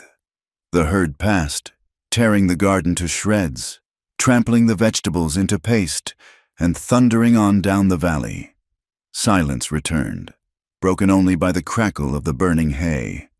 Silas pulled back. Clara was shaking violently, her eyes wide and unseeing. She was gasping for air. "Clara," Silas said. His voice was low, commanding but gentle. "Look at me." She stared at the sky. "Clara, here, now." He took her face in his hands. He forced her to look at his eyes. "You are safe. The cows are gone. I am here." He grounded her, using his weight and his voice to pull her back from the ledge of her panic. He proved in that moment that his touch was a shield, not a weapon. She blinked, and the recognition flooded back. She grabbed his shirt, sobbing once, hard. They burned the hay. She choked out. Silas helped her up. He looked at the smoldering ruin of his winter feed. He looked at the destroyed garden. "Yes," he said grimly, "they are trying to starve us out, but the violence was not done." That evening, Elias Reed rode into the yard. His horse was lathered. His face was gray. "What is it?" Silas asked, meeting him at the gate. Reed slid from the saddle. He looked sick. "Jim Calloway," Reed said. "The witness. What about him? They found him an hour ago, in the alley behind the saloon. Dead?" Reed nodded. "Throat cut. And they found a knife near the body." Silas felt the cold dread settle in his stomach. "Whose knife?" Reed looked at Clara. Who had come out to the porch? "It was a paring knife," Reed said softly. "With a white bone handle. The sheriff says. He says it looks like a woman's knife." Clara put a hand to her mouth. "I lost a knife like that. Weeks ago. In the pasture. They planted it. Silas said, 'Sheriff Brady is gathering a posse.'" Reed said, urgency in his voice. "He has a warrant for Clara. Murder. They are pinning it on her," Clara whispered. "They want you in custody before the judge opens court tomorrow," Reed said. "If you are a murder suspect, your testimony about the ledger is inadmissible. They discredit you, they hang you, and Kingman walks free." "Get in the wagon," Silas ordered. "Where are we going?" Clara asked. "We are not waiting for them to come here," Silas said. We are going to the judge. Tonight. They drove the wagon hard through the darkness, taking the back trails to avoid the main road. They arrived in Granite Creek just before midnight, instead of the jail. Silas drove straight to the hotel where Judge Holloway was staying. He hammered on the door of the judge's room. Holloway opened it, wearing a nightshirt, a pistol in his hand. "Thorne, are you drunk? I am bringing you a witness," Silas said, pushing past him into the room. "Pulling Clara with him, before the sheriff kills her." Holloway looked at them, dusty, smelling of smoke, desperation radiating off them. "Sheriff Brady has a warrant for her arrest for the murder of Jim Calloway," Silas said. "It is a frame-up. Calloway was our witness against Kingman." Holloway sat on the bed, rubbing his face. "You are making a mess of my circuit." "Thorne, I am trying to save a life," Silas said. "Take her into federal custody. Now." "If she is your prisoner, the sheriff cannot touch her." Holloway looked at Clara. She stood tall, despite the fear. "I did not kill that man. Judge," she said, "I have never killed anything." Holloway sighed. He poured a glass of water. "Very well. You are under the protection of the United States Court, but you better have a hell of a story for the morning, young woman, because the town is going to be baying for blood." The hearing the next morning was a spectacle. The courtroom was packed. The air was stiflingly hot. Sheriff Brady stood by the door, his face like thunder, furious that his prize had been snatched. Jeremiah Kingman sat in the front row, a man of 50 with silver hair and a suit that cost more than Silas's ranch. He looked bored. Clara took the stand. She had no lawyer. Reed sat with Silas at the defense table, the Kingman estate lawyer. A sharp-faced man named Mr. Blight began the questioning. He did not ask about the ledger. He asked about her morals. "Is it true you lived in sin with the defendant?" Blight asked. "I lived in his house," Clara said. "Is it true you screamed obscenities at him? That you are known to be hysterical?" "I was in pain," Clara said. "Is it true you stole silver from Mr. Kingman?" "No, Mr." Blight leaned in. "Is it true that you seduced Mr. Kingman, and when he rejected your advances, you invented these lies about ledgers and abuse to blackmail him?" The room buzzed. The humiliation was a physical weight. Clara gripped the rail of the witness stand. Her hands shook. She felt the eyes of the town. Mrs. Gable, the men from the saloon, stripping her bare. She looked at Silas. He was sitting perfectly still. He nodded. "Just a fraction. I see you." Clara took a breath. "I did not seduce him," she said, her voice trembling but clear. "I was his property." Or so he thought. She looked directly at Kingman. "He keeps a ledger," she said, "under the floorboard of the safe. It is black leather. It records the payments to Sheriff Brady. It records the payment of $50 to the men who burned the melodic barn. And it records the dates he came to my room." Kingman did not move, but his eyes narrowed. "Lies!" Blight shouted. "If they are lies," Clara said, "lift the floorboard." Judge Holloway banged his gavel. "Order." Silas watched Kingman. He saw the Baron's signal to Vance near the back of the room. Vance slipped out. Silas tapped Reed. "Something is happening." The judge called a recess until the afternoon to allow the marshal to inspect the Kingman's safe. It was a victory, but a fragile one. As they walked out of the courthouse, the crowd pressed in. Silas kept a hand on Clara's back. "We need to get you to safety until the marshal returns," Silas said. They moved toward the hotel. Suddenly, a wagon clattered down the street, moving too fast. The driver was masked. "Look out!" Silas yelled. He shoved Clara toward the boardwalk, but the wagon swerved, cutting her off. Two men jumped from the back. It was not an accident. It was a snatch. They grabbed Clara. She screamed, fighting, clawing at their faces. Silas drew his gun, but the street was too crowded. He couldn't fire without hitting a bystander. "Let her go!" Silas roared, charging the wagon. One of the men swung a club. It caught Silas on the temple. The world exploded in white light. Silas went down to his knees, blood blinding him. He saw the men throw Clara into the back of the wagon. He saw her terrified face as she reached for him. "Silas!" The wagon tore off, dust flying, heading south out of town, toward the Badlands. Silas fought the darkness threatening to swallow him. He tried to stand, stumbling. Reed was there, holding him up. "Silas, you are hurt!" Silas wiped the blood from his eyes. He looked at the disappearing dust cloud. "They took her," Silas rasped. He shoved Reed away. He staggered toward the hitching rail where Buster was tied. "They are going to kill her," Silas said, "before the marshal gets to that safe." He pulled himself into the saddle, swaying. The pain in his head was a jagged spike, but the rage was stronger. "Go to the marshal," Silas told Reed.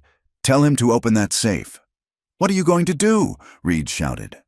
Silas spurred the horse, turning him toward the south. "I am going to finish it." The wagon tracks ended at the edge of the Devil's Anvil, a stretch of badlands where the earth had collapsed into a chaotic jumble of shale slides, sandstone pillars, and dry washes that twisted like snakes in agony. The wind here did not just blow, it screamed, tearing over the knife-edged ridges with a sound like tearing canvas. Silas Thorne pulled his horse up. His head was throbbing with a sickening rhythmic pulse where the club had struck him. Blood had dried in a crust down the side of his neck, stiffening his collar.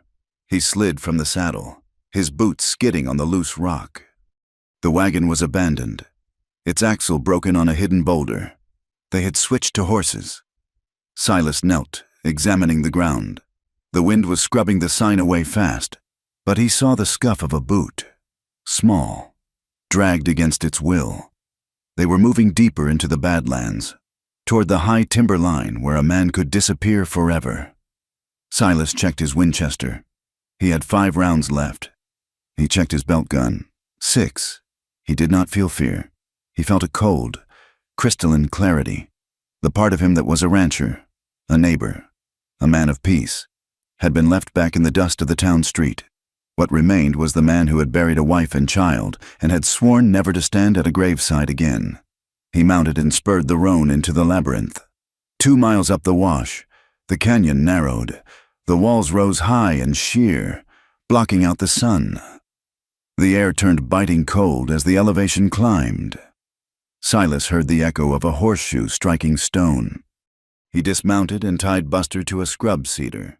He moved forward on foot, climbing a shale slope that crumbled silently under his weight. He crested the ridge and looked down. They were there, in a small bowl of rock, sheltered from the worst of the wind. 3 men had stopped. 2 were the hired muscle from the wagon. The 3rd man, pacing nervously near a shivering horse, was Jeremiah Kingman. He had ridden ahead to meet them, to ensure the job was done before the law could catch up. Clara was on her knees in the dirt. Her hands were bound behind her back.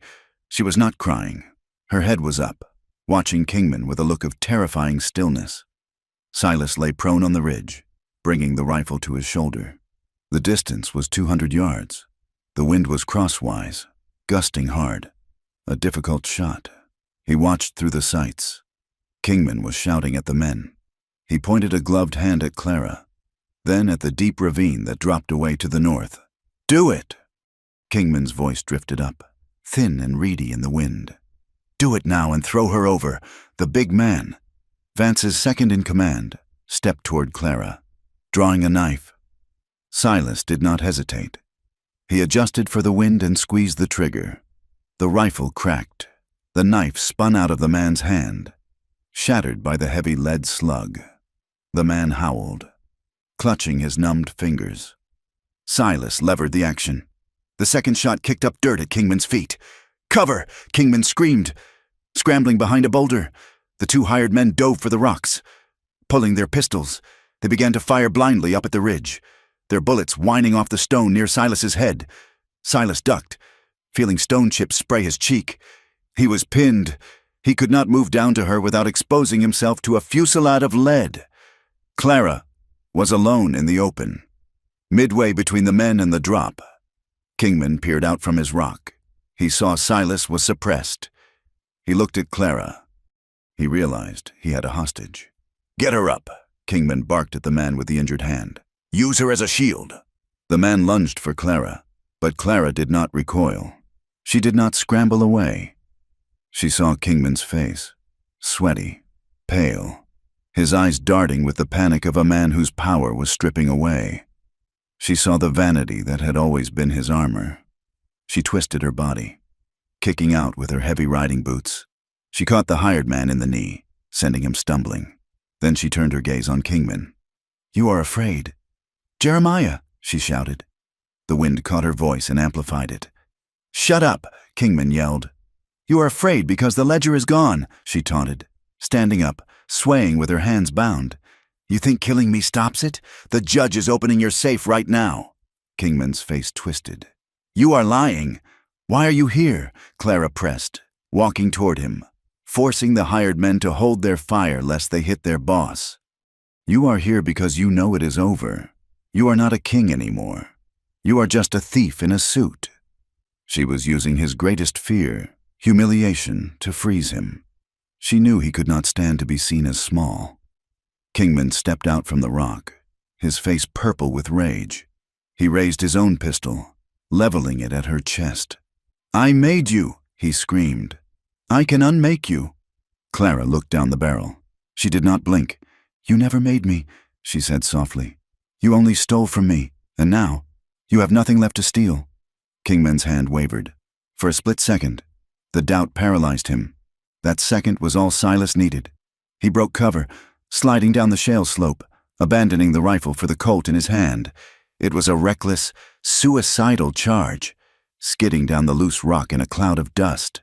The hired men turned to fire at him. Silas fired on the run. His first shot took the man with the injured hand in the shoulder, spinning him around. The second man, the driver of the wagon, took careful aim at Silas.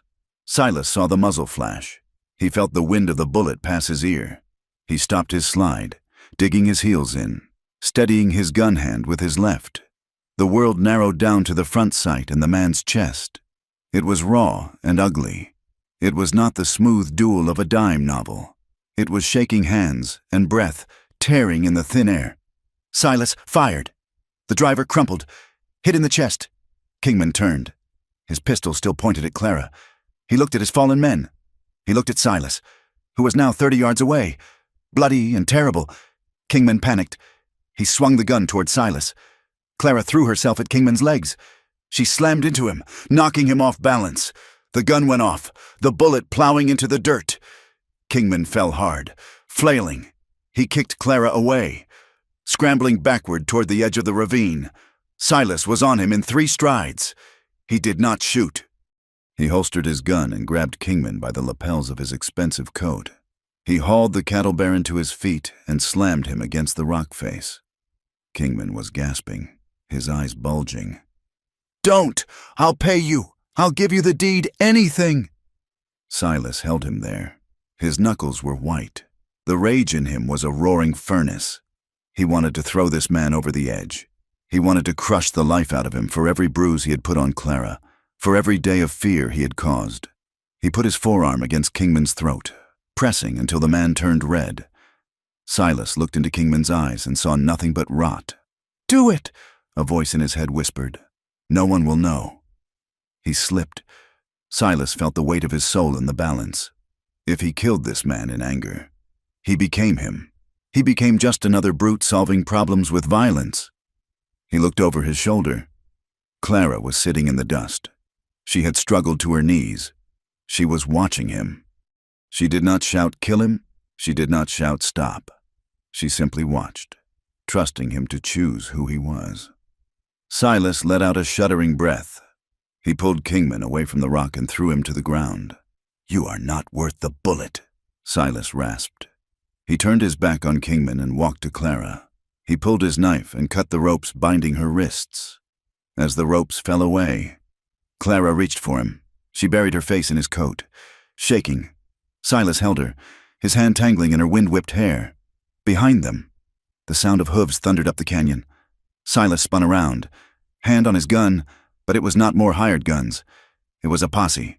Sheriff Brady rode in the lead, but he was not in command. Beside him rode a man with a silver star on his coat, a U.S. Marshal. And behind them was Elias Reed. The marshal swung down, his shotgun leveled at Kingman, who was trying to crawl toward his horse. "Jeremiah Kingman!" the marshal shouted. "You are under arrest for conspiracy, arson, and federal corruption." Kingman looked at Brady. "Sheriff, do something!" Brady looked at the marshal.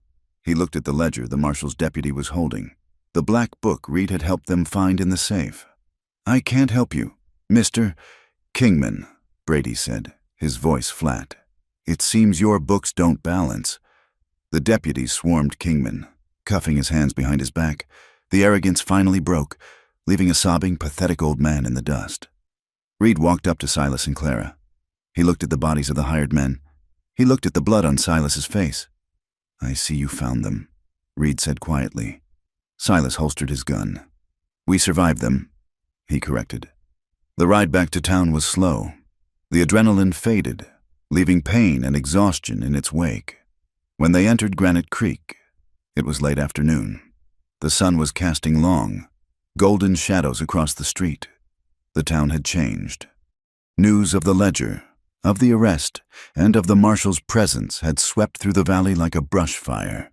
The structure of power that had held the town in fear for 20 years had collapsed in a single afternoon. People stood on the boardwalks as the marshal led Kingman toward the jail, the same jail where Clara had been held. They watched Silas and Clara ride behind. There were no jeers this time, no stones, but there were no cheers either. Silas saw Mrs. Gable standing outside the dry goods store. She watched Clara ride past. Her face was not angry anymore, but it was not kind. It was closed, guarded. She looked away, unable to meet the eyes of the woman she had condemned. Silas realized the truth then. The law could punish crimes, but it could not cure the rot in people's hearts. The town knew they had been wrong, but they would never forgive Clara for forcing them to see it. Prejudice did not vanish. It simply retreated into the shadows. Some faces in the crowd softened. The blacksmith tipped his hat. A young woman waved tentatively, but others hardened, resenting the mirror that had been held up to their hypocrisy. They stopped at the livery stable. Silas helped Clara down. She winced, her wrists raw from the ropes. Reed came up to them. "The marshal wants a statement," Reed said, "but it can wait until morning. You are cleared. Clara, the charges against you are dropped. The charges against Kingman will put him away for the rest of his life." "Thank you." "Elias," Clara said. Reed tipped his hat. "I just wrote the story. Ma'am, you lived it." He walked away, leaving them alone in the quiet of the stable. Silas led the horses into their stalls. He worked mechanically, removing the saddles, brushing the sweat from their coats. The simple, routine tasks grounded him. Clara sat on a bale of hay, watching him. When he was done, Silas stood by the open door, looking out at the darkening street. The town was quieting down. Lamps were being lit. "It is over," Silas said. "Is it?" Clara asked. Silas turned to her. "Legally, yes, you are free. No one will hunt you." He walked over to her. He took his hat off and ran a hand through his hair. He looked tired, older than his years, but his eyes were clear. He did not assume. He did not claim. He offered. "You have a choice now." "Clara," he said. She looked at him. "You are a free woman. You can take the stagecoach tomorrow. You can go to Denver or San Francisco. Start over where no one knows your name, where no one looks at you and remembers the scandal." He paused, his voice dropping. "I will sell enough stock to give you a start. You will not go empty-handed." Clara stood up. She walked to him, stopping a foot away. "And the other choice?" she asked. Silas looked at her. "Or you can come back to the ranch. With me."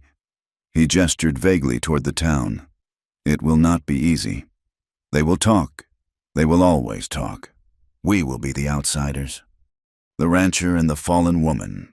We will have to fight for every scrap of respect we get." He looked down at his hands. "I am not a soft man. Clara, I have scars. I have ghosts. I cannot give you a society life." Clara reached out and took his hand. She ran her thumb over the white line of the barbed wire scar. "I do not want a soft life." "Silas," she said. Her voice was trembling, not with fear, but with the sheer magnitude of the truth she was speaking. I ran from a soft life because it was a cage. I do not want to be rescued anymore. And I do not want permission to exist." She squeezed his hand. "I want a partner," she said. "I want to build something that is real, even if it is hard, even if it costs us comfort." She looked into his eyes. "I am not leaving, Silas, unless you tell me to go." Silas let out a breath he felt he had been holding for 12 years. The wall around his heart, the one he had built stone by stone after Sarah died, crumbled into dust. He did not pull her into a crush of passion. He raised her hand to his lips and kissed her knuckles, a gesture of reverence that was louder than any shout. "Then let them talk," Silas said. "We will give them something to talk about." They did not stay in town that night. They saddled the horses fresh. They rode out under the cover of the stars, leaving the lights of Granite Creek behind them. They rode west toward the ranch. The night air was cool and clean, scrubbing the dust of the Badlands from their lungs. As they crested the final rise, the ranch house came into view. It was dark, silent, and small against the vast backdrop of the mountains. The barn still smelled faintly of smoke. The garden was trampled. The winter would be hard without the hay, but as Silas looked at it, he did not see ruin. He saw a beginning. He looked at Clara riding beside him. She sat tall in the saddle, her silhouette framed against the Milky Way. She was no longer the broken thing he had pulled from the snow. She was iron and wildflowers. She turned and caught his eye. She smiled. They rode down the hill together, side by side. They were two scarred people in a harsh land, facing an uncertain future with enemies behind them and work ahead of them. But as they crossed the threshold of their land, the wind seemed to drop, and the silence of the high country welcomed them home. They were no longer alone. Thank you so much for listening to this story. It has been a journey through the snow, the mud, and the fire, and I hope you felt every moment of Silas and Clara's fight for survival and love. I would love to know where you are listening from today.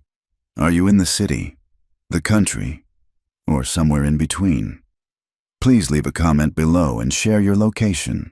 If you enjoyed this story and want to hear more tales of grit and romance from the American frontier, please subscribe to the From Wild West channel. And finally, share your thoughts in English in the comments section. Did Silas make the right choice on the cliff? Would you have stayed in the town? I read every comment and love hearing your perspective. Until next time, keep your powder dry.